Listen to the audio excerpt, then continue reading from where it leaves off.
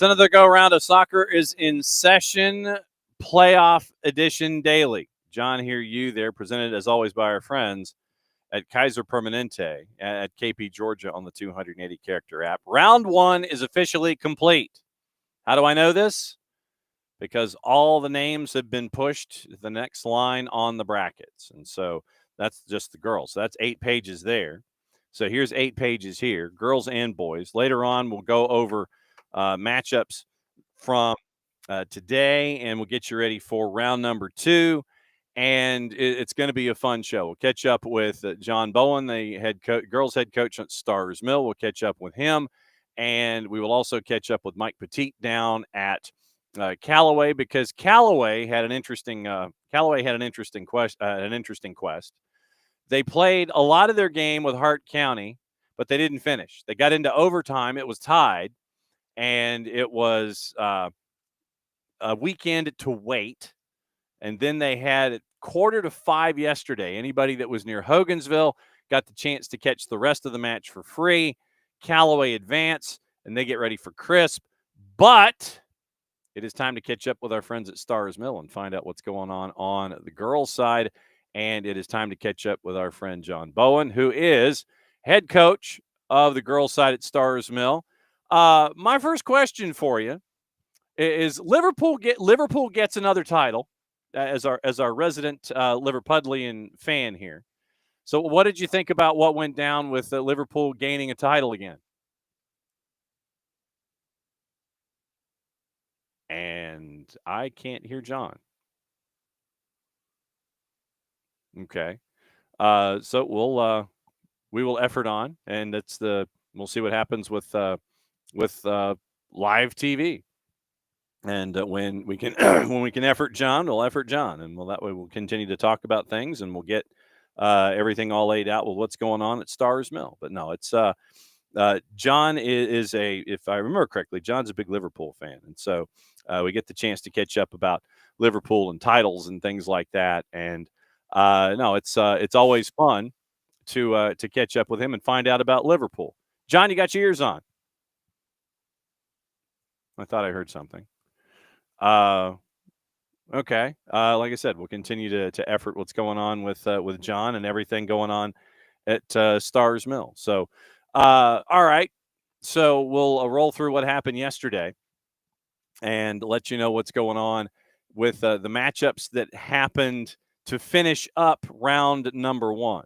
And it was, once again, you had the matchup at Hart and Callaway. We measured it out yesterday. I think it was 173 miles from Hartwell to Hogansville and then back. So you put 356 miles on a device, and you ended up with a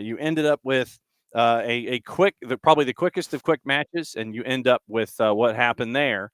And so Hart County loses to Callaway, and Callaway advances. And so, like I said, we'll catch up with Mike Petite coming up in just a little bit, and we'll break down what happened with Callaway. The other matchups that happened yesterday, it was Coosa and Gordon Central in Class A D1 boys. Coosa with the upset, Team 22 over Team 11, and it ends up with Coosa getting the win 3-0. So Coosa is Team 22. They'll go down to Thomasville and take on the number 7 ranked Bulldogs.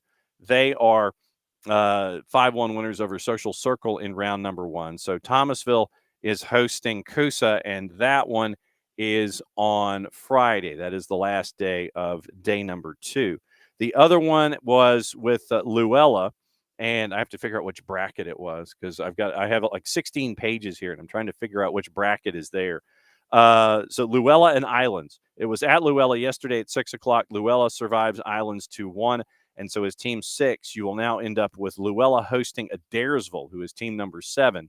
And it is Adairsville advancing. They beat Pickens by the score of 4-2. So Adairsville is team 11, will travel to Luella as team 6.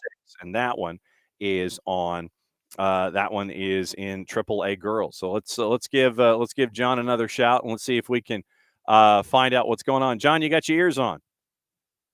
Can't hear him. The audio isn't triggered. I don't know what the problem is, but nothing like Gremlins on a Monday. So what I've done is I've kept his microphone up. So if the issue gets fixed, then I can hear John. So John's channel is open, and we just can't hear him for whatever the reason is. The Gremlins have gotten into the devices, and so we'll see what's up. Okay, here we go. So let's check in with John and well, the phone works apparently. Yeah, there we go. All right.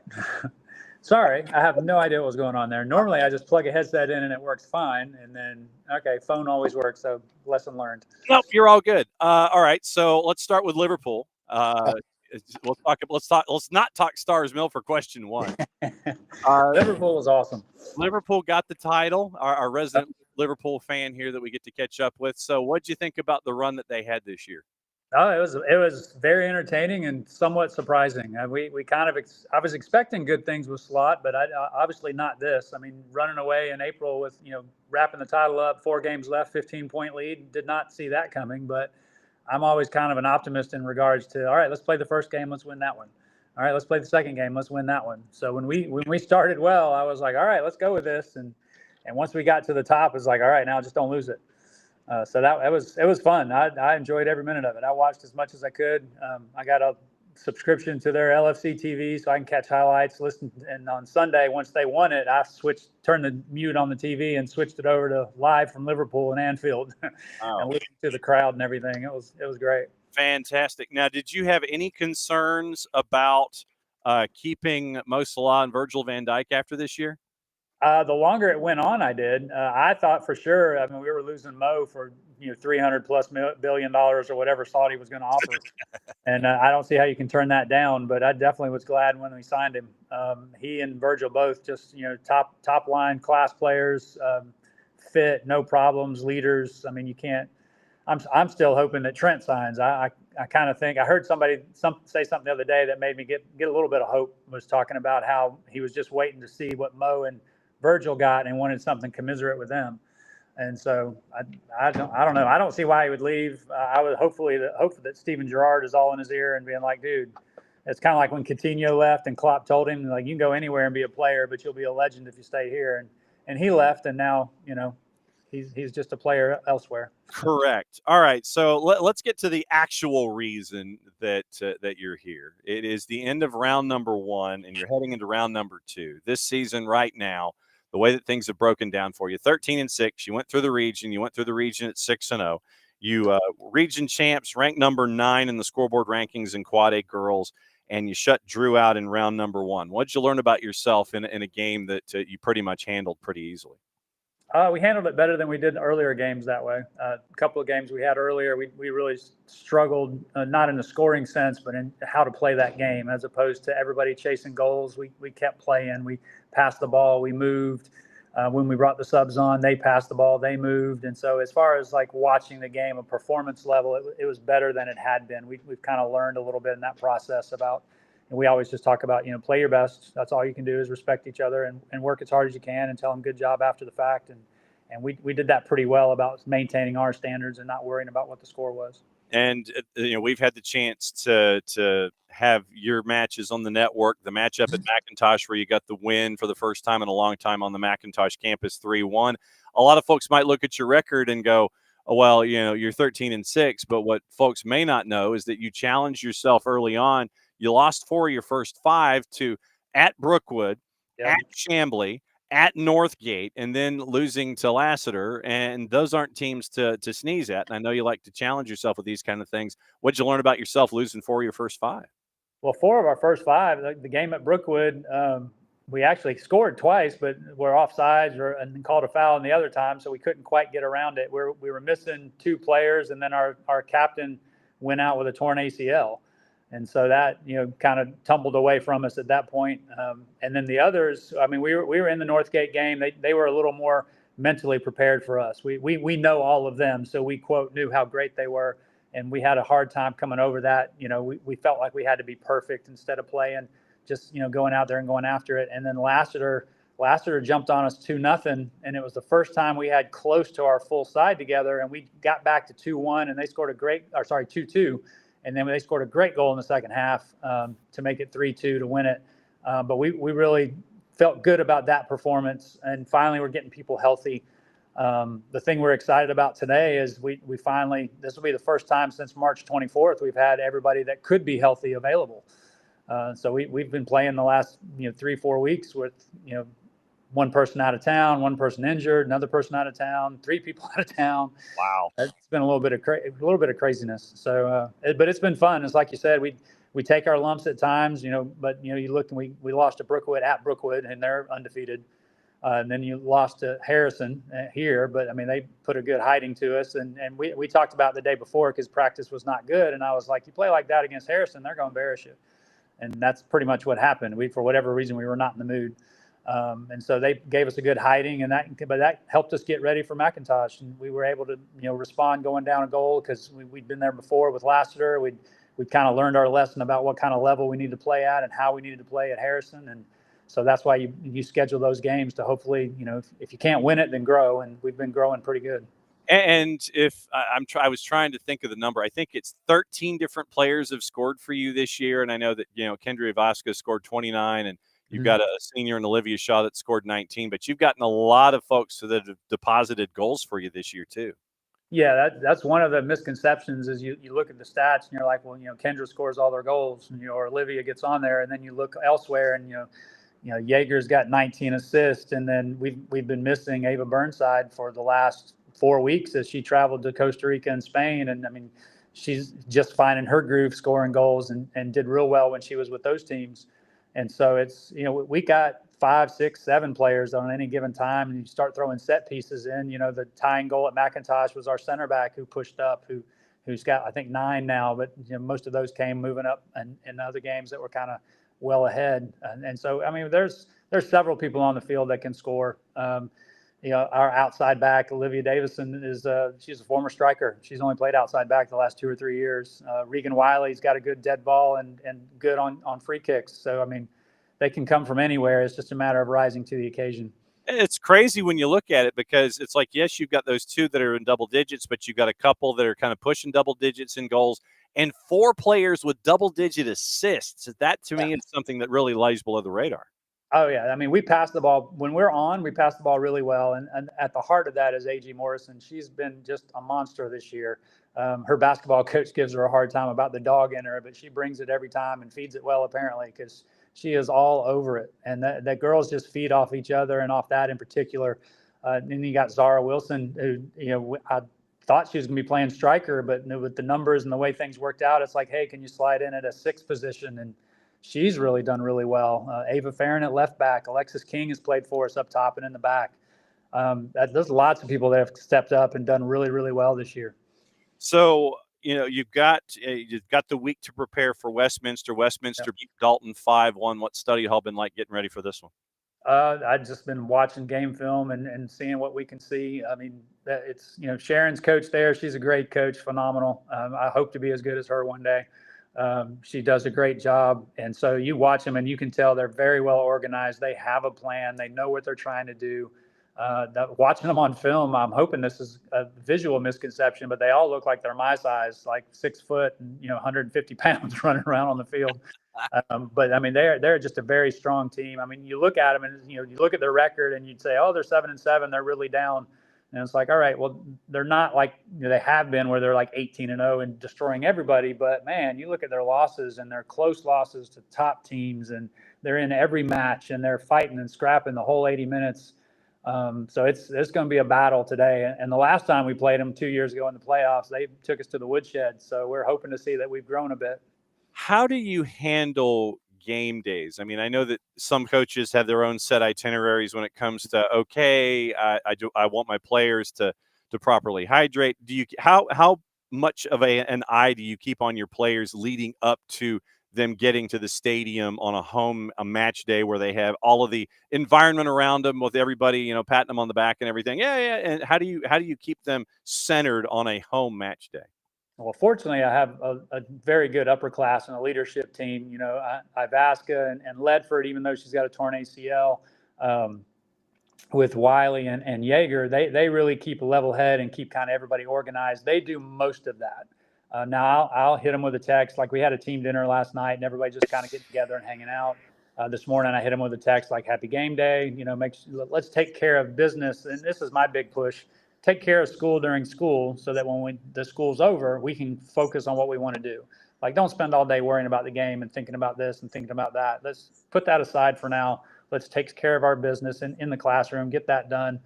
They're supposed to be in my room at 4:15, bring food or have somebody drop it off for them. They'll eat while we do. We have a book study that we've been doing.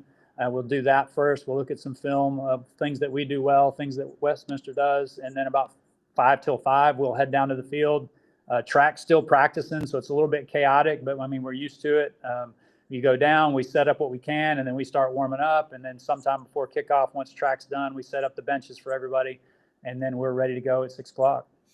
John Bowen, the head coach, hanging out with us for another couple of minutes from Stars Mill. Mike Petite coming up around the corner from Callaway. When you mentioned books, when you have the book study together, is it everybody reading the same book, or is everybody reading a different book and then they get feedback and you have conversations about everything that everyone is reading? Oh, I like that idea, but it's the first one. We have right now we're reading a book called Soccer Tough. And it's the mental side of the game. It's a guy that, has worked with professionals and sharing his tips and talks about, coming up with your own script and don't get too high, too low. And so we read the same chapters every time. And then everybody's responsible for coming up. Well, this is my favorite part. This is what I liked. And this is what it meant to me. And then I give a little bit of feedback on that and kind of share different things and what I liked. And we get through everybody. And then that we've done that all year. We've done that the last 3 or 4 years, actually. We always come up with a book. One was on leadership. One was the energy bus. We've done different things at different times, but they enjoy it. They usually ask, what are we reading this year? So that generally we get a lot out of it. We really grow on the mental side of things from doing that. Has there been a book in particular that has resonated with all of them? Like, it's like, oh, I don't know why I'm reading this. And then when they get into book study and book discussion, they sit there and go, now I know why I'm reading this. Was there one that resonated more than others? There was one that, and I'm struggling to remember the name of it off the top of my head, but it was a leadership book that the cross-country team actually did. And she would do it with her captains. She would go through it and read with them, but she only did the captains. And so it was a couple years, I think it was last year, it might have been 2 years ago. But I was like, hey, we're going to do this book. And because everybody's going to have to be a leader at some point, we're doing everybody. And so they really got a lot out of that because it was constantly, comparing not just soccer, but how does that look in the classroom? How does that look when you leave school? How does that look, when you have to be ready to be a leader when your moment's called, and you're not always, tabbed a leader from the beginning. It might just be, for whatever reason, we're down at halftime and somebody that's maybe not even playing steps up and says, guys, this is what we need to be doing. And so it's just about being ready for that moment. And they all seem to really get a lot out of that one. All right. Last question for you. It's the make that kid an offer question that we like to bring up that I have basically co-opted from my time at GPB. Okay. During high school football season, Hannah Gooden, Matt Stewart, and I will all get together and we have a segment during Football Fridays in Georgia called Make That Kid an Offer. And what it is that for whatever reason, and I always put $1 in the jar because I use air quotes about it. It's for a student athlete that is too whatever. They are too slow. Their grades aren't too high. They're too short. They're too, whatever, all in air quotes. And they don't get the looks you think they're deserving of getting from coaches at the next level, or they're just not getting looks, period, from the next level. Who do you think on your roster would fit in that make that kid an offer category? I would say probably the most obvious is A.G. Morrison. Addie Grace does a really good job, works extremely hard. People look at her and be like, oh, she's tall, but she's thin. She's not strong enough this, she's that and that. And I mean, you might not pass an eye test for a high-level college player, but if you watch her play, I mean, like her basketball coach says, she's got that dog in her. She ain't backing down. She's not letting go. And she has done a phenomenal job stepping in at midfield and just completing passes. I mean, I go back and do film study after every game, and she's routinely graded out at top. If she's not the first highest grade on the game, then she is second or third at the lowest. So she really just pours and just to give you an idea, I go through it and everything that's a positive contribution, I kind of chart. So she completes a pass, she wins the ball, she moves, she switches the field, she, drops double teams, just something. and she's always coming up with the most per game. I mean, she's averaging, I think, close to just 1 per minute. So like in an 80-minute game, she's giving us 80 positive contributions, and just really, it's just all over the field, and has really made a difference for us in the middle. 7-7 this year as you head into the matchup against Westminster. All right, cut the promo for me. Westminster at Stars Mill. When, where, how? We are at Stars Mill, Panther Stadium, 6 o'clock, Sweet 16, 4A girls playoffs. Come out, everybody. We'll have room for you. What he said. It's always great to see you, my friend. And, I can't let any conversation go by without discussing your favorite Liverpool. As always, don't be a stranger. You got the garage door open, or drop by anytime.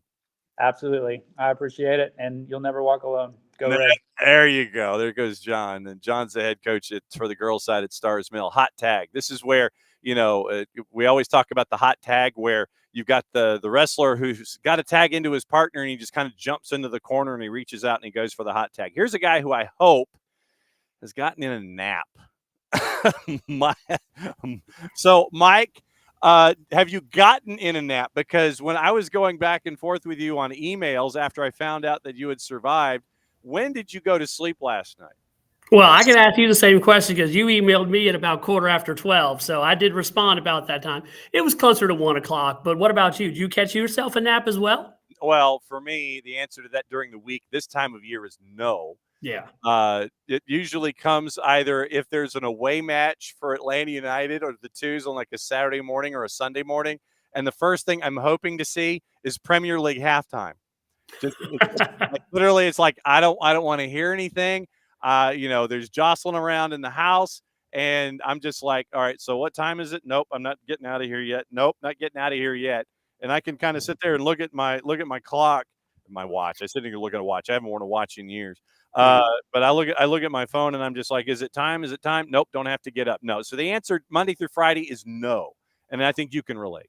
Yeah, very well. Very much so. So hopefully you Saturday, Sunday, catch one of those naps. Like I said, wake up. It's maybe halftime with the Premier League game going on and that kind of stuff. So, but that's where we are right now, this time of the year. We just got to keep it going. All right. So I want to introduce the story of the how to everybody who may not have been following you in the bracket, because the match itself, I have my handy dandy brackets here in AA boys.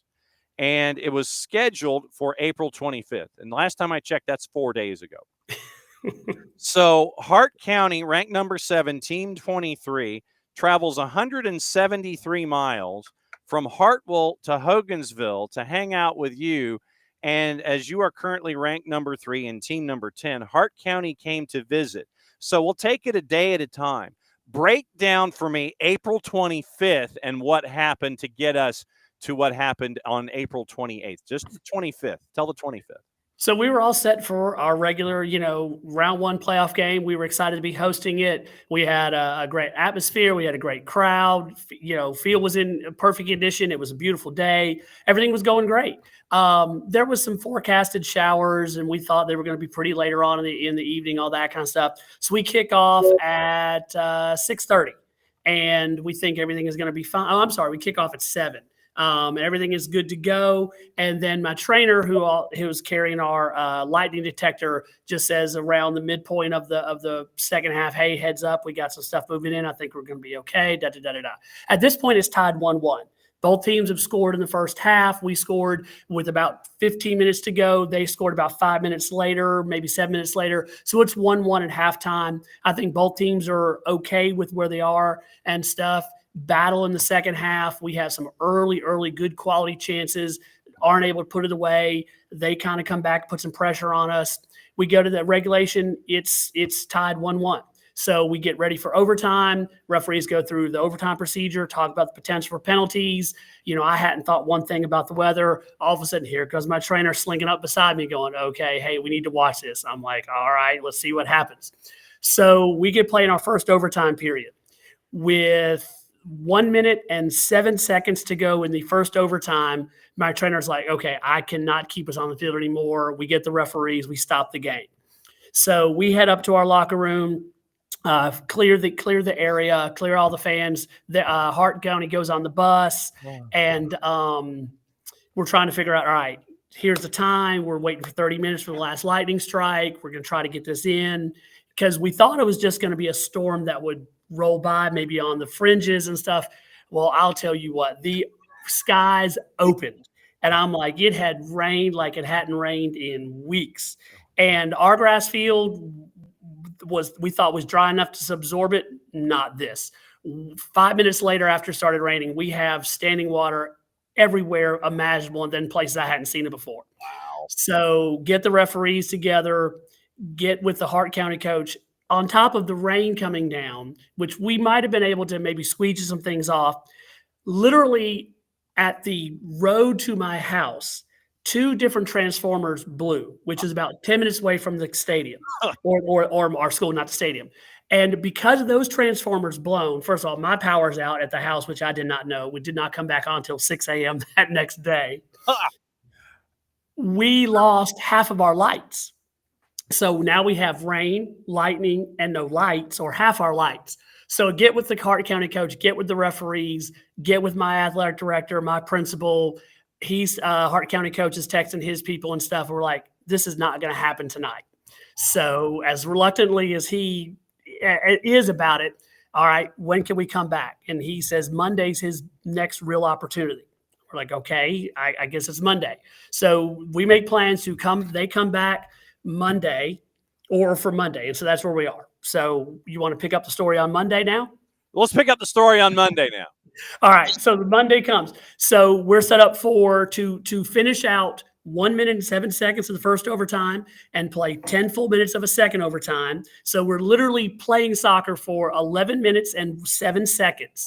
They have to travel, what'd you say, 173 miles? 173 miles. Yeah, to do that, to just play 11 minutes of soccer and then go on to penalties.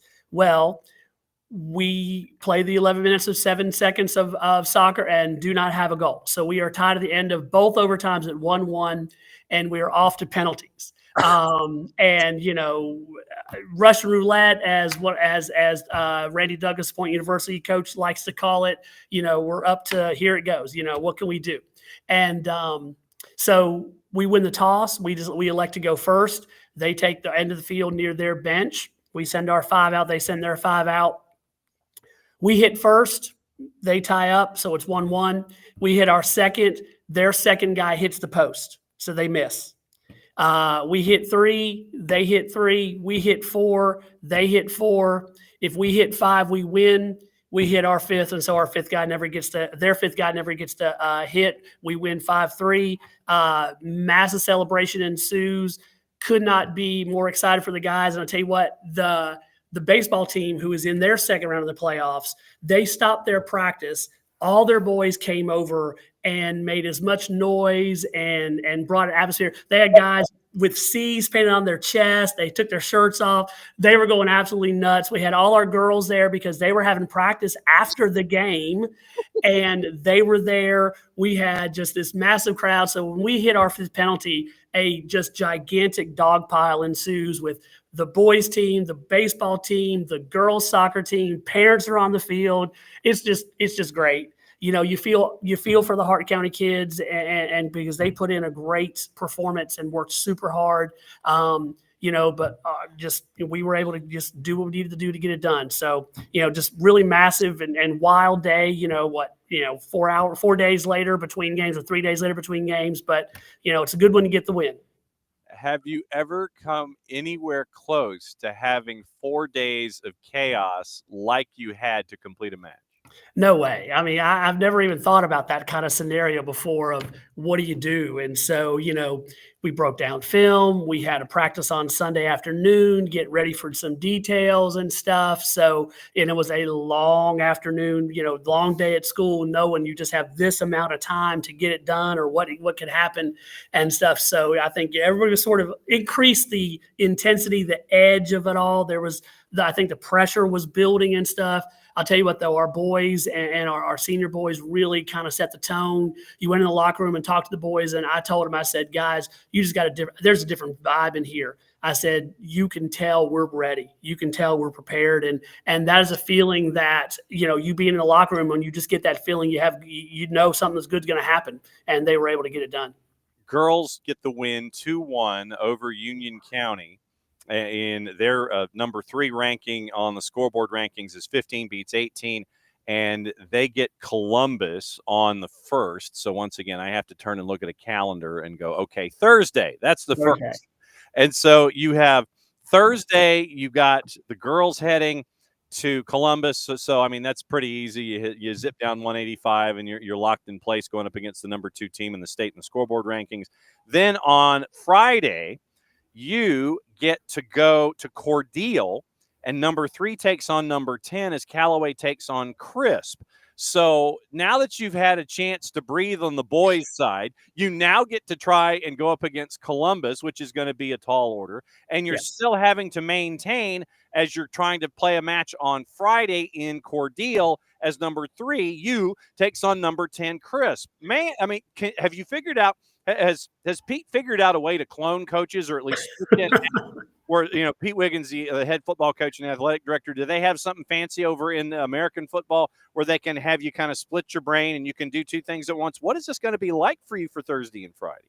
It's going to be busy. If Pete had anything like that, I'm sure the football team, if there was anything like that, I'm sure the football team would have it. Pete does a great job of getting a lot of guys to surround him with really quality coaches, and he's been able to allow me to do the same thing. And so, again, when we talked the other night, I talked about how crucial that Hunter Lee on the boys' side, Jeff McGuffin on the girls' side, and John Will White doing both for the goalkeepers have been able to really steady the ship, take a big responsibility, and we divide and conquer all the details and duties and stuff.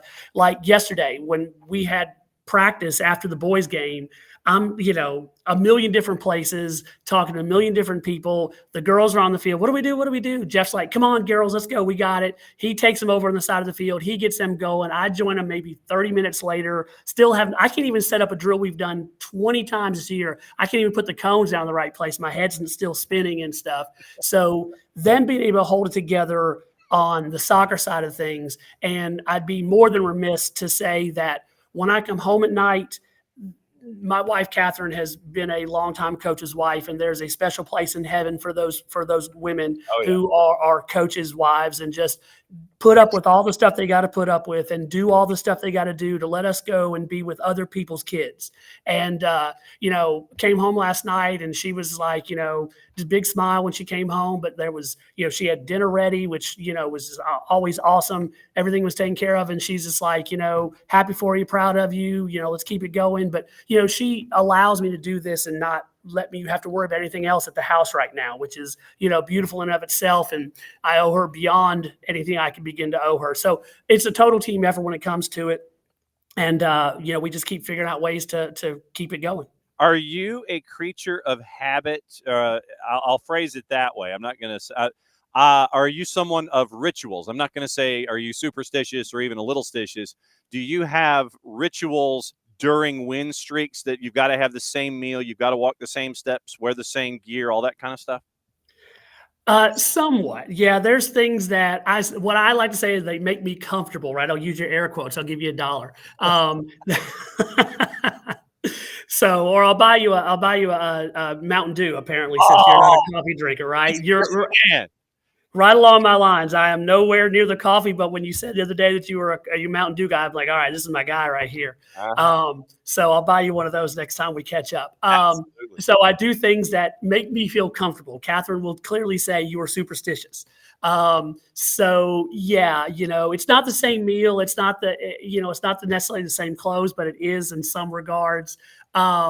It's kind of the things I want to do. I want my day to go the same way. I want to have the same routine. And like, if something silly goes wrong and I have to change what I do, like in the morning, getting ready to get out the door with all we're doing and getting up ready, or how I go about setting up the field before a game, those kinds of things, I'll be thinking about that more. But, if those things go the way I want them to, or the way I've done them in the before, helps me calm down, helps me relax. And therefore I don't probably, put that off onto the guys, that pressure and that kind of stuff. But yeah, creature of habit, things that make me comfortable. Sure. Call it a little stitious. Yeah, I'm there. What do you know about Columbus and Crisp right now? So both really good teams. Columbus, I mean, goodness gracious, 15-1, I think right now, if not better than that. Only lost to an incredibly strong Auburn team. They have an outstanding goalkeeper down there. Already signed with Boston College. She's also the #1 wide receiver in the country for flag football. Yeah. Been on the field, standing beside her. I'm a flag football official. We went down there and refed their third round state playoff game. So I saw her up close in person, and she is a phenomenal athlete, great kid by all indication stuff. But just, you see that presence, good sized girl, super athletic. So she's gonna be tough to beat. And then you just surround her with a bunch of talented girls, a lot of club experience, well coached, well organized. We're going to have, like you said, it's a tall task. We got our work cut out for us. We got to go and just really punch above our weight class. They're a 2A school, but they're not like us with a 2A school and stuff. They're a notch above us. We're going to have to punch above our weight class and really compete. Again, we got some youth who hopefully don't know any better, and they'll just get out there and play soccer. And, if we can get out there and we'll come up with a game plan to do the best we can to compete with a group like that and, make it a contest. And, if it's if it's close at the end, then we got a chance. And, you look at what Crisp has done and you look at it, and I'll use atypical market for soccer. I mean, you see how you look at your bracket on the boys' side, it is Cordele, it is Hogansville, it is Blackshear, and it is Reedsville. The hot spots of all Georgia soccer, right? Yeah. But I think that's part of the cool factor of all of this. On the boys' bracket, it's those 4 cities.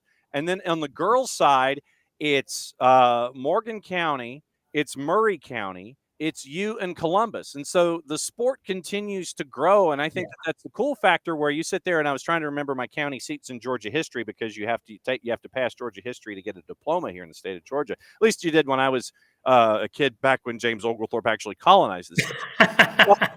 But it's just one of those things where I listed all of those different towns, and you have this kind of a presence in round 2 of the playoffs on the boys and girls side. And that's just a piece of it. Yeah, I mean, the growth of soccer and stuff around the state has been phenomenal. And to see little towns, South Georgia towns, little tiny schools do so well and be so represented and stuff, be so represented is really cool to see. And again, it just goes to that growth and where soccer is kind of going and the girls getting involved with it. It's not just big time people with access to clubs and that kind of stuff. It's little county schools who just, get a group of girls and they get out there and fall in love with a sport they never thought they would and really start to make, do some fun stuff. Am I getting you in trouble by keeping you late? What's going on? No.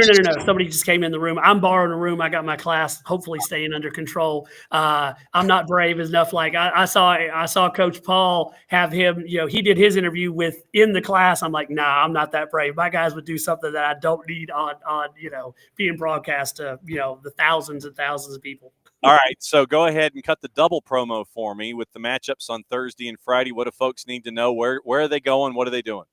All right, so the girls on Thursday, May 1st, are headed to take on Columbus at 6:30 at Otis Spencer Stadium down in Columbus, Georgia. The boys are headed to Crisp County High School on Friday, May 2nd. That is also a 6:30 kickoff. That'll be at the Crisp County Football Stadium there in Cordele. No doubt, and it's always great to see what's going on in all of these towns. You made the daily double. You've survived. And now it's on to round number 2. Because of what happened in that 4-day stretch, I had to knock on your door and ask you about it. Thanks for being a great sport about the whole thing and breaking it all down, as you still have 2 teams in the playoffs, Mike. Yeah, hey, John, thanks so much for having us, and it's been a great experience, and we'll see if we can keep it going. You got it. We'll catch up with you soon, and if you need a note about getting into trouble with the interviews, just let me know, and I'll send you a note to the principal's office. Absolutely. Thank you for getting me out of trouble. I appreciate it. All right, see you soon. All right, take care. There he goes, Mike Petite, the head coach of Callaway and the head coach of Callaway. But yeah, I had to ask, because of what happened starting 5 days ago. Literally now it's 5 days ago. It was 4 days ago at the point. But yeah, literally it was April 25th, because the bracket says so. April 25th, Hart County travels to Callaway. And it didn't finish until I wrote it in last night. So when you have, when you got 4 days in a gap to finish a match, and by the way, and to his point, I do want to give the shoutiest of shout outs to the Hart County administration. I've been up there to do some shoots and things like that, but I've got to give a massive shout out to the administration at Hart County, the coaches at Hart County, and everyone up there in Hartwell, because of what they did, and Coach Hudson, what they did to make sure that this match was finished, because there were other matches that went a handful of minutes and didn't finish, and they were called by mutual consent. So to have a match like this be as important as it was, navigating the weather, navigating, and the super squeegee, you're going to have to get super squeegees to get all of the rain and everything off of the field there at Callaway. But I've got to give a shout out to Hart County because of everything that had to be navigated, all the hoops you had to go through just to get that match done 4 days later. I mean, literally, it's 356-mile round trip. You do it twice. And the other was just for the tail end of the first overtime, the second overtime. So you're what, as Coach Mike said, it was what, like just under 12 minutes plus PKs.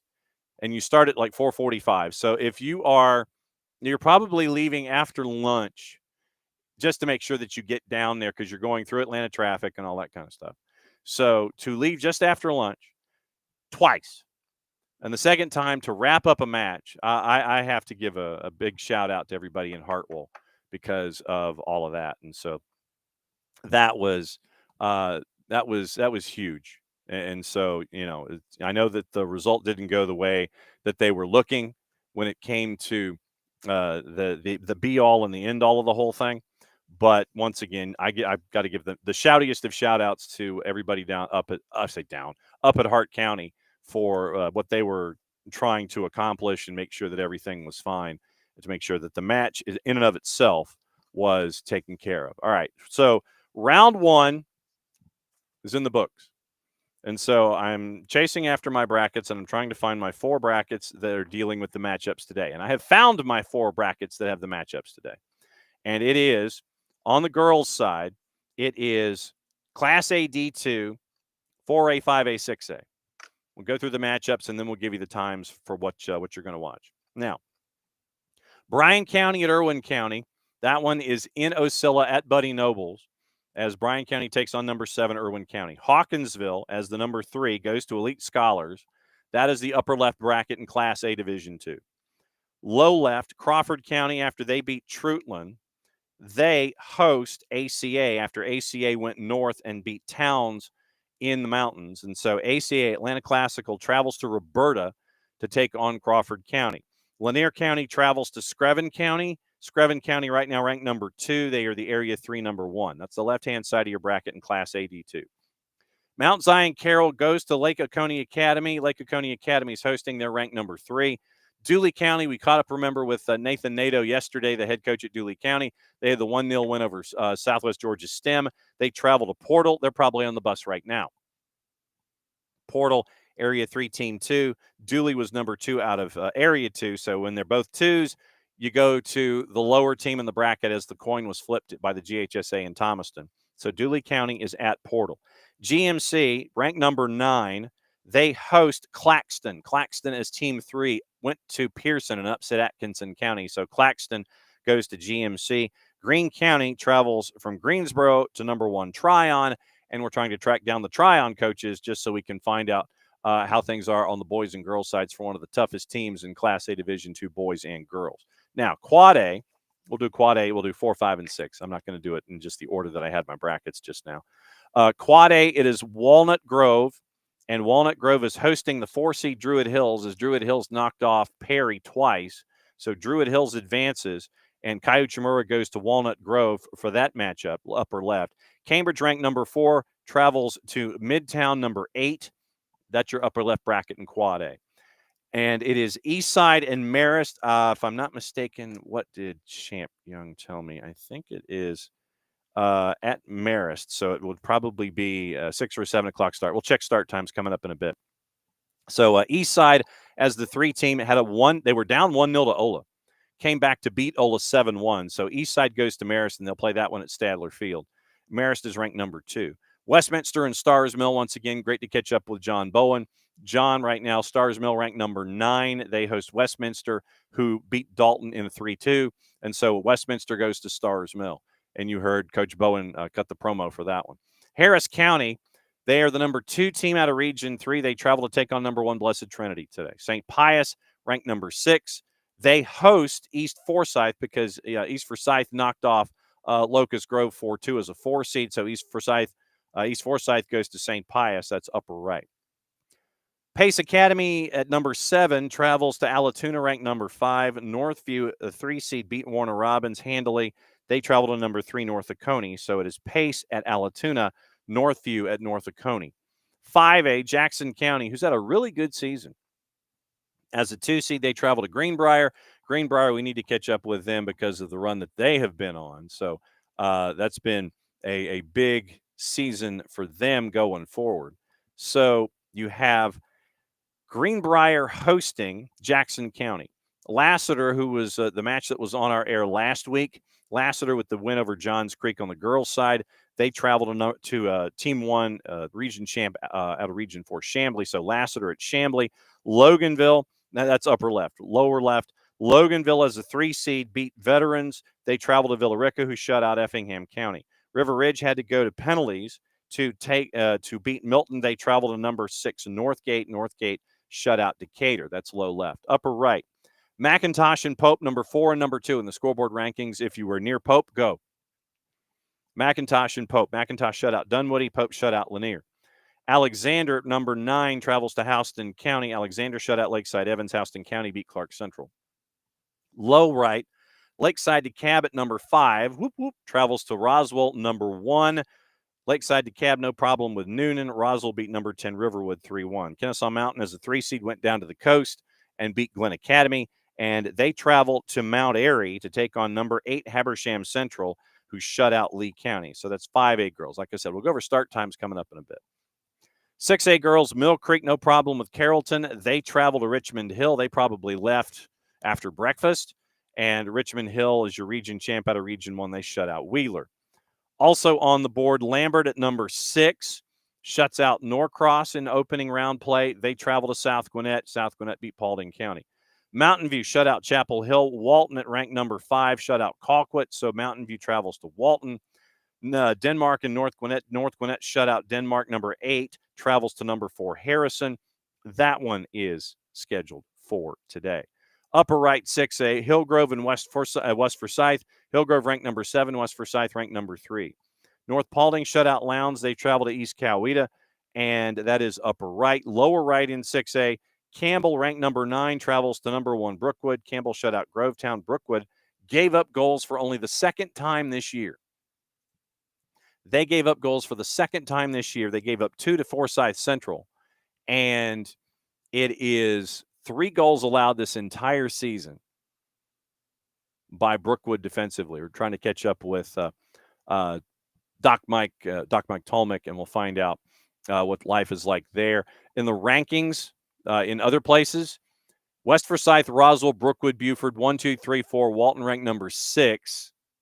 Lambert ranked number 9. Harrison ranked number 10. The only teams nationally that are not from Georgia, Providence Day of North Carolina, Charlotte Latin, and O'Fallon out of Illinois, who's currently 11-0. Lower, and once again, so it's Campbell and Brookwood, number 1 Brookwood. Maryland, no, I don't want Maryland. I want Georgia, and there we go. So 70 matches today, so we'll get into that coming up in a sec.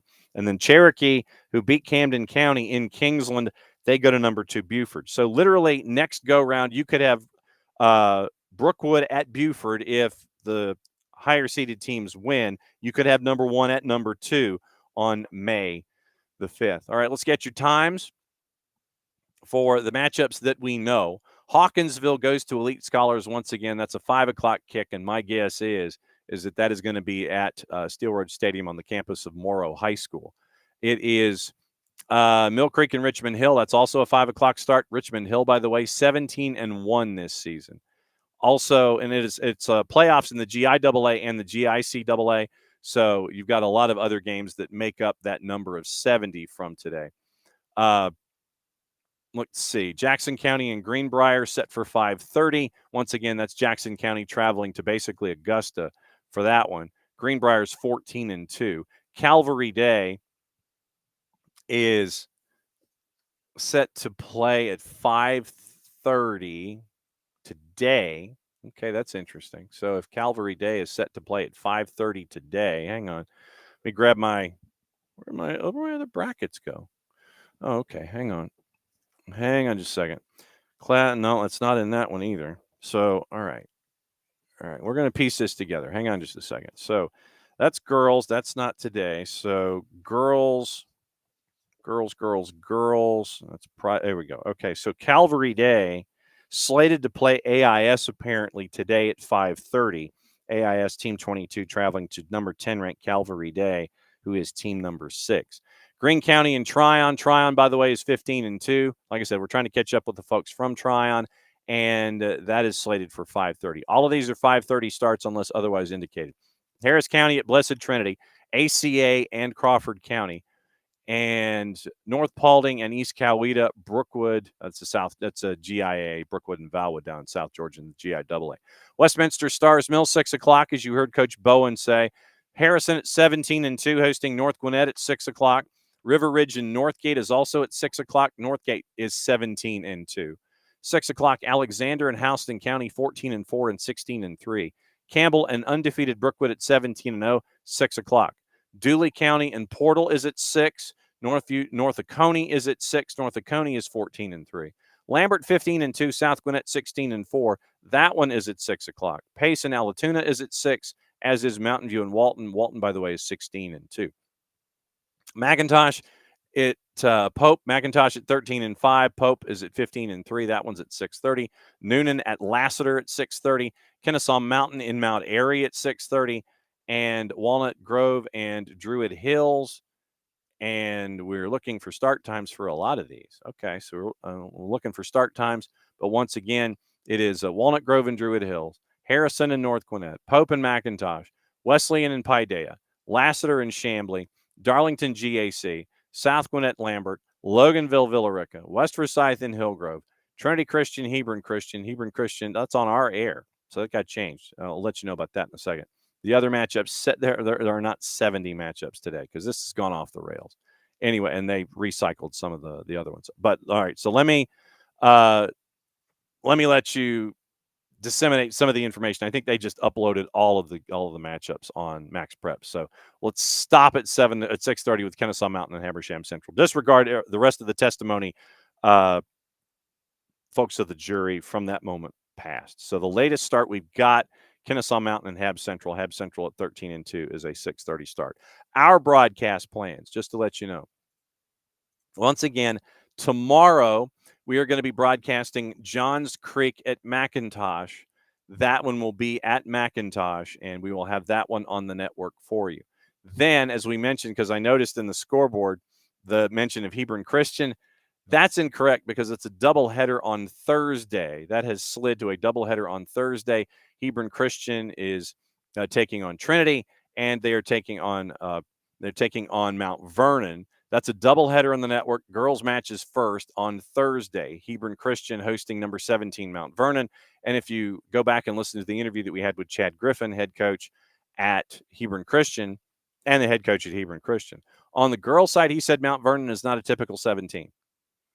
So 5:30 and 7:30 Thursday, we will have those matchups for you from Hebron Christian. And then Friday, we will be in Calhoun for Johnson and Calhoun.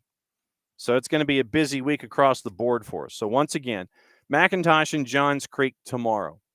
Mike Townsend, the head coach at Trinity Christian, is set to join us, by the way, in session tomorrow. Obviously, we're chasing other coaches. Then Thursday, the doubleheader, Trinity and Hebron, 5:30 and 7:30. Brian Lawson from Jeff Davis is set to join us.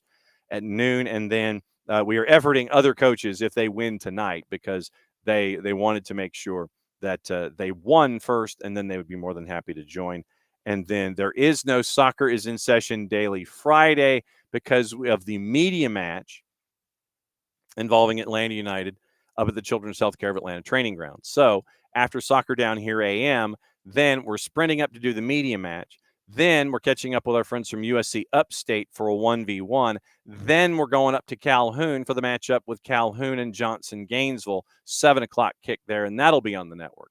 And it sets up, once again, some very, very interesting matchups if weather behaves and gets us through this week for the matchups that are going to be next week on the network. So that is how it is laid out here on the network. SDHAM, if you missed it this morning, Kaylor Hodges dropped by at 10:30 to talk about the financial situation at Loudoun United.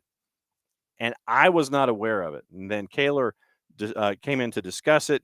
We went down and did a deep dive on that, did a deep dive on the Tampa Bay Rowdies, and let you know what was going on with all of those two stadia. Tomorrow, Tyler Pilgrim from Scarves and Spikes is going to join us for the standard midweek Atlanta United Journalistic Informational Exchange Program.